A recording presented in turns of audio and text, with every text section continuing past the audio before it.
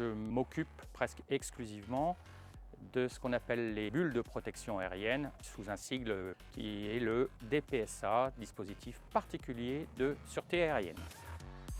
On met en place un dispositif particulier pour protéger l'espace aérien autour et au-dessus de Paris, qui s'appelle donc le DPSA 14 juillet.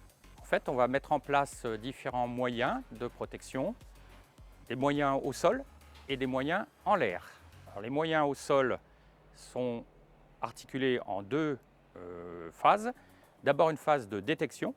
Si on veut savoir ce qui vole au-dessus de Paris, eh bien, il nous faut des moyens de détection. Pour ça, on a des radars. Et également une phase donc de identification, voire neutralisation d'une éventuelle menace qui pourrait se produire au-dessus des cérémonies du 14 juillet. Alors mon rôle à moi, ça a été d'organiser d'abord, dans ce qu'on appelle une phase de planification, d'organiser cette bulle de protection, donc en coordonnant les activités de toutes les unités qui sont présentes, qui ont été déployées autour de Paris.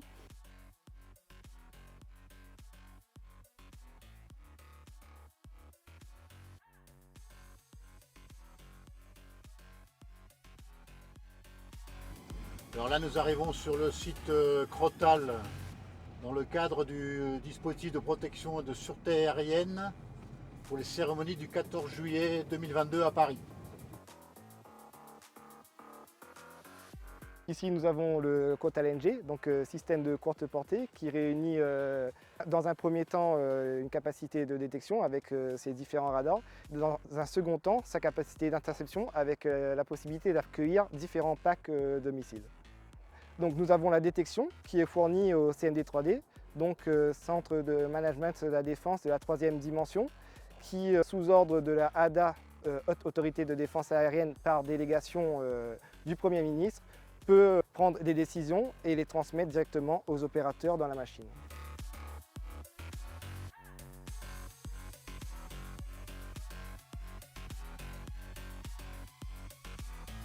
Sur ce site, avec ma section SAMP, donc solaire moyenne portée, je suis en charge de mettre en place mon système d'armes pour protéger l'espace aérien pendant les cérémonies du 14 juillet.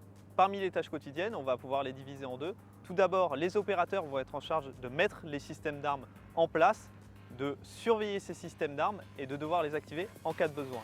L'autre partie, ça va être la partie des techniciens où mécaniciens et télémécaniciens vont être chargés de l'entretien de ces machines et de faire en sorte de pouvoir en assurer le bon fonctionnement.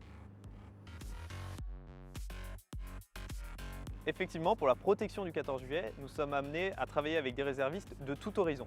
Tout d'abord, nous avons des réservistes qui s'occupent de la partie logistique. Ils nous soutiennent de la meilleure manière possible pour que nous puissions assurer notre mission au mieux possible.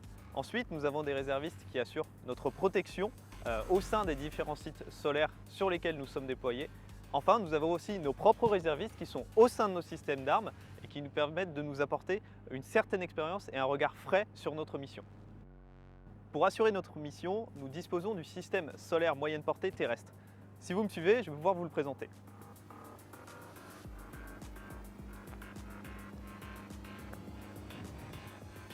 Derrière moi, vous allez retrouver le module d'engagement. C'est au sein de ce module que deux opérateurs sol-air vont pouvoir à la fois conduire la surveillance de l'espace aérien et mener des engagements si besoin. Pour surveiller l'espace aérien, ils bénéficient du radar Arabelle qui est situé juste ici. Ce radar nous permet de surveiller l'espace aérien de la meilleure manière possible. Nous sommes actuellement sur le site d'un module de lancement terrestre.